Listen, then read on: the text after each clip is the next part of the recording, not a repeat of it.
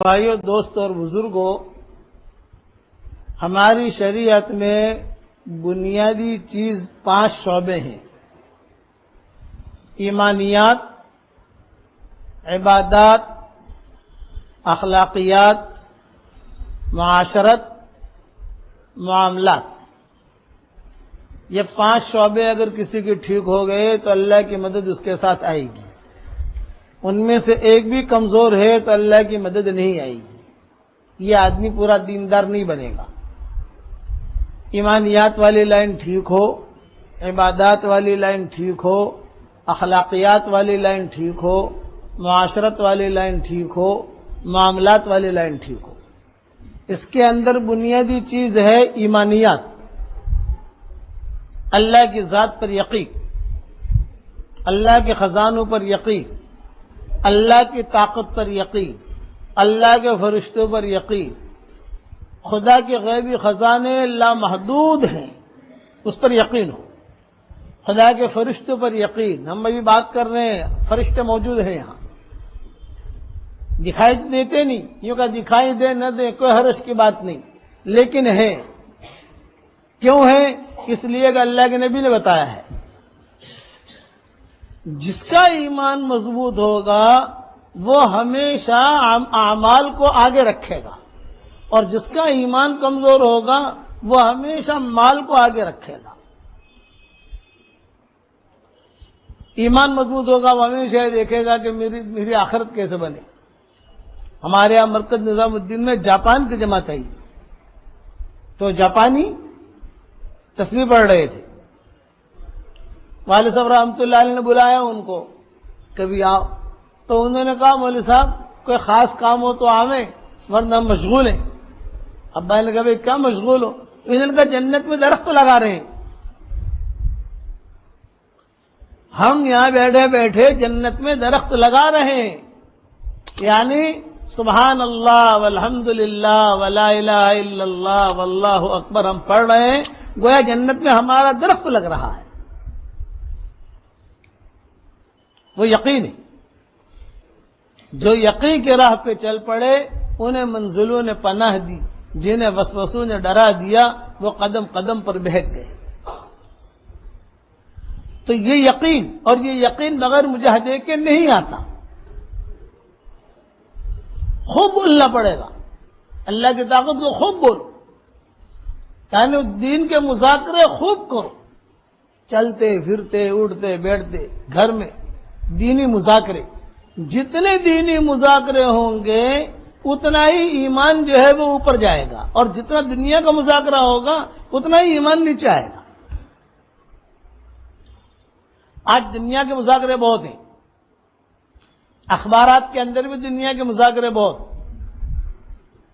یہ کہ سب جگہ دنیا کے مذاکرے بہت، سیاسی باتیں، دنیا کے مذاکرے، یہ کرنا دین کا مذاکرہ کرو، اللہ کی بڑائی کا مذاکرہ کرو۔ عمر ابن عبدالعزیز کے زمانے میں ان کے یہاں یہ معاشرہ تھا، حضرت عمر ابن عبدالعزیز کے زمانے میں، کہ بازاروں میں جب لوگ ملاقات کرتے تھے، دکانیں کھولتے تھے، آتے تھے جاتے تھے، تو کتابوں میں لکھا ہے جب ملاقات کرتے تھے سلام کے بعد سب سے پہلا سوال یہ کرتے تھے، بھائی بتاؤ تمہارے ایمان کا کیا حال ہے۔ آج تو کوئی پوچھتا بھی نہیں، آج تو پوچھے گا ارے بتا طبیعت کیسے، دھندا پانی کیسا ہے، یہ موسم کیسا جا رہا ہے، یہ بزنس کیسا ہے، پیمنٹ آ رہا ہے نہیں آ رہا ہے، یہ مذاکرے ہیں۔ عورتیں بھی اگر آپس سے بات کریں گی تو کوئی ایمان کے بارے میں نہیں پوچھیں گی کہ بتاؤ تمہارے روزے کا کیا حال ہے، بتاؤ تمہاری تہجد کا کیا حال ہے، بتاؤ تمہارا اللہ سے تعلق کا کیا حال ہے، بتاؤ تمہارے ایمان کا کیا حال ہے، بتاؤ تمہاری نمازوں کا کیا حال ہے۔ تو یہ چیز جو ہے بغیر مجاہدے کے وجود میں نہیں ہے۔ میں نے بار بار کینیڈا کے سفر میں وہاں لوگوں سے کہا کہ تمہاری اس زمین پر ایمان کے مذاکروں کو بڑھاؤ، بس کسی سے کوئی بات نہیں کرنی ہے آپ کو، آپ تو اپنا ایمانی مذاکرہ بڑھاؤ، جہاں جاؤ وہاں ایمانی مذاکرے کرو۔ بڑی بڑی وہاں بلڈنگوں میں گئے، بڑے بڑے اہم ان کے جو جتھے ہیں وہاں گئے، بڑے بڑے ان کے جو، وہاں جا کر سوائے ہم نے ایمان کی کوئی بات ہی نہیں کی، مولانا الیاس صاحب رحمۃ اللہ علیہ تو نبیوں کے قصوں کے علاوہ کوئی بات ہی نہیں کرتے تھے. یہ تو مولانا یوسف صاحب رحمۃ اللہ علیہ نے صحابہ کے قصے جمع کیے. مولانا الیاس صاحب رحمۃ اللہ علیہ صحابہ کے قصے بیان نہیں کرتے تھے، بولتے نبیوں کے قصے کہ انبیاء کو اللہ نے دنیا میں بھیجا ہے، یہ اللہ کے بھیجے ہوئے ہیں، اور ان کے ساتھ اللہ کی مدد کیسی ہے کہ موسیٰ علیہ السلام کے ساتھ اللہ کی مدد کیسی آئی. کمزور ہے موسیٰ علیہ السلام، سامنے فرعون طاقت والا ہے، حکومت ہے، اور سارا سپر پاور اس کے پاس ہے، اور یہاں موسیٰ علیہ السلام بنی اسرائیل تو بہت کمزور. لیکن وہی بس دعا مانگتے گئے، دعوت دیتے گئے، دعا مانگتے گئے، دعوت دیتے گئے. وَنُرِيدُ أَن نَّمُنَّ عَلَى الَّذِينَ اسْتُضْعِفُوا فِي الْأَرْضِ وَنَجْعَلَهُمْ أَئِمَّةً وَنَجْعَلَهُمُ الْوَارِثِينَ. ہر نبی کے ساتھ یہ دیکھو، مولانا الیاس صاحب رحمۃ اللہ علیہ فرماتے تھے کہ ہر نبی کے ساتھ یہ دیکھو کہ وہ نبی اللہ کی طرف بلاتا رہا، اور کبھی اس کے ساتھ ایک آدمی چلا، کبھی اس کے ساتھ 2 آدمی چلے، کبھی 3 آدمی چلے، کبھی 1,00,000 چلے، کبھی 2,00,000 چلے. وہ نبی کامیاب ہو گئے ہیں، اس کے ماننے والے کامیاب ہو گئے. موسیٰ علیہ السلام کا قصہ اللہ نے قرآن میں بہت بیان کیا ہے. قرآن کے 30 پارے ہیں، 30 پاروں میں سے اللہ نے 28 پاروں میں حضرت موسیٰ علیہ السلام کا قصہ بیان کیا ہے. صرف 2 پارے ایسے ہیں جس میں موسیٰ علیہ السلام کا قصہ اللہ نے بیان نہیں کیا، 5واں پارہ اور 14واں پارہ، اس میں ان کا تذکرہ نہیں ملتا. باقی ہر پارے میں اللہ موسیٰ علیہ السلام کا قصہ بیان کریں گے.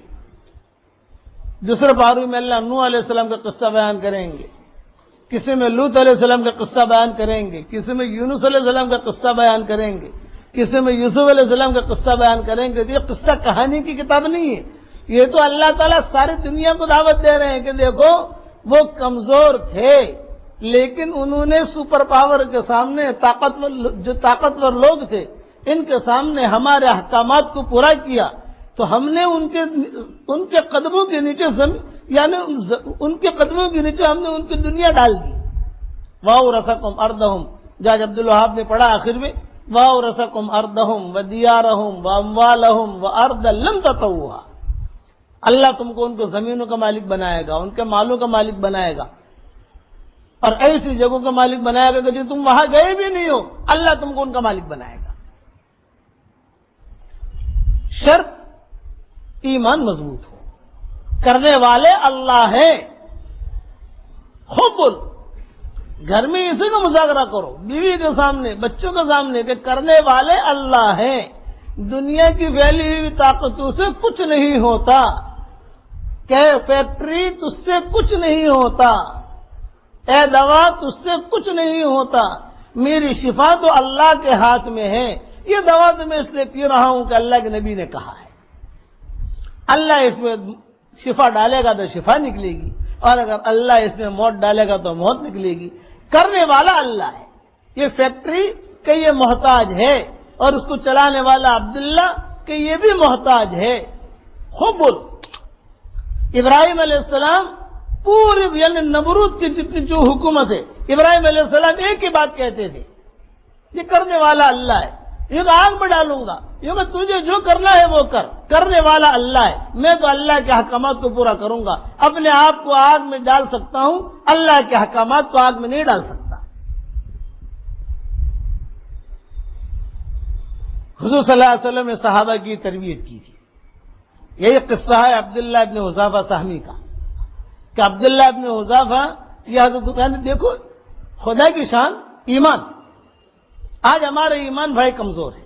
اللہ معاف فرمائے، مسجد کے باہر کیلا لے کر کھڑا ہوگا اور اس کی قیمت 100 روپیہ 200 روپیہ ہے، زیادہ سے زیادہ 500 روپیہ ہے، لیکن نماز کے لیے مسجد میں نہیں آئے گا.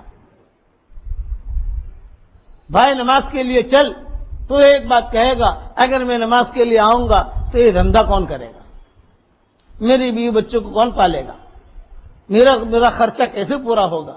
ارے خرچہ پورا کرنے والا اللہ ہے، تو احکامات کو پورا کر، تو اللہ کے احکامات کو پورا کر. اتنا یاد رکھنا کہ جتنا ہم اللہ کے احکامات کو پورا کریں گے اتنا اللہ کا قرب ہمیں ملے گا. اور اللہ کے احکامات کو پورا نہیں کریں گے تو اتنا قرب نہیں ملے گا، بے دینی آئے گی، غفلت آئے گی، رمضان کے مہینے میں بھی گناہ کرے گا، کہ شب قدر میں بھی گناہ کرے گا، پتہ چل جائے گا کہ شب قدر ہے پھر بھی وہ گناہ نہیں چھوڑے گا، کیوں کہ اس کی لت پڑ گئی ہے اس کو۔ اس لیے اللہ سے ایمان مانگو، اے اللہ ہمیں ایسا ایمان دے کہ اس کے بعد کفر نہ ہو، ایسی ہدایت دے کہ اس کے بعد گمراہی نہ ہو، ایسی عزت دے کہ اس کے بعد ذلت نہ ہو، ایسا تیرا قرب دے کہ اس کے بعد تجھ سے دوری نہ ہو، ایسا ذکر کرنے کی ہمیں توفیق دے کہ اس کے بعد غفلت نہ ہو۔ اب یہ ایمان پر یہ قصہ ہے کہ مقابلہ ہے مال کا اور مقابلہ ہے حکموں کا۔ یاد رکھنا ہمیشہ ایک طرف احکامات کھڑے ہوں گے اور ایک طرف مال کھڑا ہوگا، تو کبھی ایمان والا جو ہوگا وہ احکامات کو پورا کرے گا۔ کیا احکامات؟ اللہ کا حکم کیا ہے میں تو یہ دیکھوں گا۔ ہمارے یہاں دہلی میں ایک بیل گاڑی والا بیچارہ میوات کا رہنے والا، وہ اپنی بیل گاڑی لے کے جا رہا تھا، ایک بچہ جو ہے وہ کھیلتے کھیلتے اس کی بیل گاڑی کے نیچے آ گیا، وہ بچہ مر گیا۔ اب کیس چلا کہ صاحب کورٹ میں حاضر ہوئے تو وکیل نے اس سے یوں کہا کہ دیکھ بھائی تو اتنا کہہ دینا جج کے سامنے کہ اس بچے کو جو ہے میں نے نہیں مارا ہے، یہ بچہ جو ہے میری بیل گاڑی کے نیچے نہیں مرا ہے، اتنا کہہ دینا۔ تو اس نے وکیل سے یوں کہا کہ دیکھو بھی میں تو جھوٹ تو بولوں گا نہیں، جھوٹ بولوں گا تو اللہ کی لعنت آئے گی، جھوٹے پر اللہ کی لعنت ہے، اللہ لعنت اللہ علی الکاذبین۔ جھوٹ آدمی بولتا ہے تو رحمت کے فرشتے سینکڑوں میل دور چلے جاتے ہیں بدبو سے۔ تو کیا کہہ رہے بڑے میاں؟ وہ ایمان ہے ان کا، بڑے میاں کرے وہ دیکھو میں تو جھوٹ بولوں گا نہیں، میں تو سچ سچ بتا دوں گا، تمہیں پھانسی لگے گی، یہ تو کوئی بات نہیں، میرے مقدر۔ اللہ کا حکم پورا کرتے کرتے اگر آدمی مر جائے تو بھی کامیاب ہے، اور اللہ کا حکم توڑ کر اگر آدمی زندہ رہے تو بھی ناکام ہے۔ کہ اللہ کا حکم پورا کرتے کرتے مر جائے آدمی تو کوئی بات نہیں۔ حضرت عثمان جو ہے اللہ کا حکم پورا کرتے کرتے شہید ہو گئے، حضرت عمر اللہ کا حکم پورا کرتے کرتے شہید ہو گئے، تو ہم ناکام کہیں گے ان کو؟ کہنا کامیاب ہے کہ عثمان جیسا آدمی شہید ہو رہا ہے، اللہ کا حکم پورا کر رہا ہے، میں اللہ کا حکم پورا کروں گا۔ حضور صلی اللہ علیہ وسلم ہر وقت اللہ کا حکم پورا کرتے تھے، صحابہ اللہ کا حکم پورا کرتے تھے۔ دو جملے یاد رکھنا، احکامات کبھی بھی بدلے نہیں جائیں گے، حالات کا اتار چڑھاؤ ہوگا، کبھی سردی، کبھی گرمی، کبھی فقیری، کبھی امیری، کبھی بیماری، کبھی تندرستی، کبھی اونچ کبھی نیچ، کبھی دھندا اچھا ہے کبھی دھندا بالکل نہیں ہے، کبھی جو ہے کڑکی ہے، کبھی بہت پیسہ آ گیا، یہ سارا جو ہے چلتا رہے گا، لیکن احکامات بدلے نہیں جائیں گے۔ حکم تو جو اتر گیا وہ اتر گیا۔ قرآن میں کہہ دیا رضیت لکم الاسلام دینا، بس میں تمہارے اسلام دے کر میں خوش ہو گیا۔ اب اتممت علیکم نعمتی، میں نے میری نعمت پوری کر دی، اب تم کو دین دے دیا اور اسلام دے کر میں تم سے خوش ہوں، بس یہ کہہ دیا اللہ نے۔ تو بڑے میاں جو تھے جج کے سامنے کھڑا کیا ان کو، تو جج نے پوچھا کہ آپ نے مارا؟ تو انہوں نے کہا جج صاحب سنیے، میں نے نہیں مارا ہے، مارا ہے اللہ نے، میں کون مارنے والا بچے کو؟ مارا ہے اللہ نے، لیکن میری بیل گاڑی کے نیچے مارا ہے۔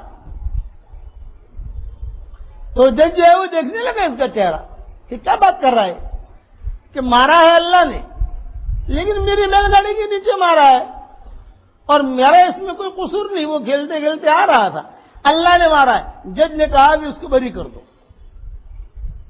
یہ آدمی سچا ہے۔ تو ہمیشہ یہ یاد رکھنا کہ کبھی بھی ہمارے یہاں جیسے یو پی کے جو علاقے ہیں تو وہاں جیسے کاندلا ہے، یہ شاملی ہے، یہ کیرانہ ہے، وہاں تو انگریزوں کی حکومت تھی۔ جب انگریزوں کی حکومت تھی تو وہاں کچھ نہ کچھ کیس چلا کرتے تھے.